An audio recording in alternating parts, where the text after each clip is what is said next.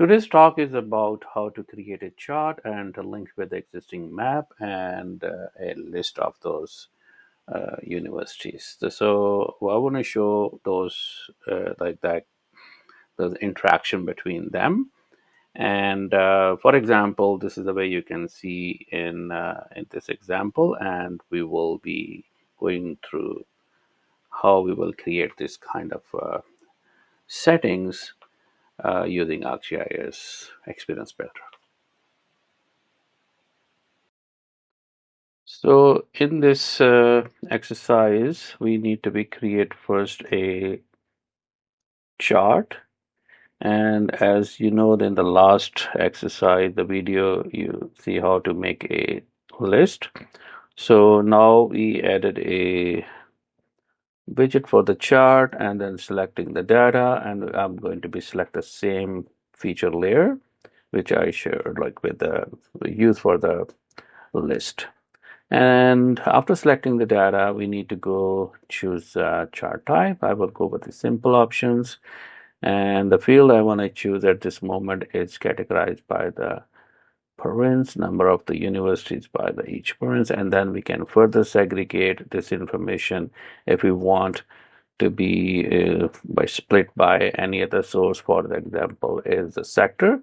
And then if we choose this type, like the data, we want to stack on each other, so it will be one layer on the stack on each other. So that depending on the chart of the kind of things you want to be choose. So I will go back to the data, and then this time I'm just removing this one, not to use anything, just making simple um, example. So the next thing is dealing with a little bit about the axis, how they look like. So we need to be aligned at the wrap text so it can be easily read, and then the font size could be changed, and then other features too. So after doing those basic uh, things, so next focus is how to build the relationship between them. Let's see, just save this one and go into the preview mode. So the how this application look like. And if I click on one of the province, let's see if they can work. So it's not working at this moment. You see no changes happening on this length. So we need to establish the action. So the first action will be to link the chart with the map. And then the second will be action where we want to be link this chart with this list. So let's go back to the design mode and go to the action and need to set the trigger here. So the first trigger is selection. So let's go. We need to apply this one, and let's go to apply the filter, and we want to be automatically filter this one. Let's see what happened as a result of this. Okay. So now if we click on one of those province, so we'll see if anything happening. I don't see anything happening. Let's see what's going on. So we say the filter is not applying it. Okay, so trigger, customize. Okay, let's go back. It should work. But anyway, so now let's go to the relationship is equal to, and in the list of the data set, we need to be define that relationship. Let's see if hopefully this time it will going to work. Yeah.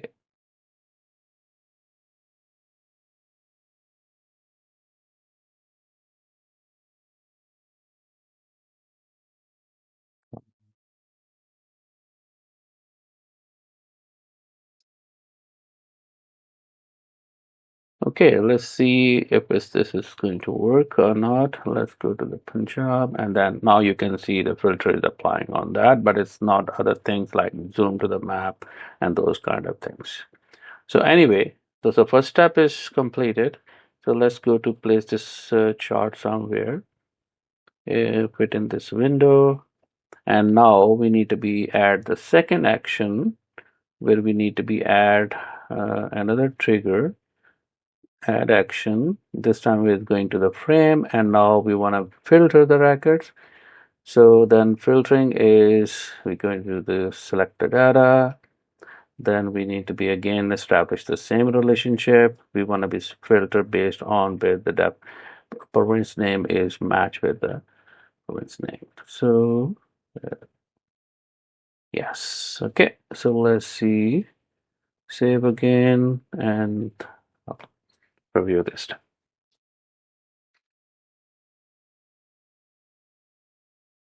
Okay, so let's try this example. So we see the map is changing, only showing, and this list is also updated up to the only those the where the match with the prince name. Let's go to the uh, Balochistan and let's see. So we have this list of the Balochistan universities only. And that's the way we can link those two things together. And if we click on this name of the university, you will see it will zoom into that area up to a certain level. So last time we saw how to do those settings.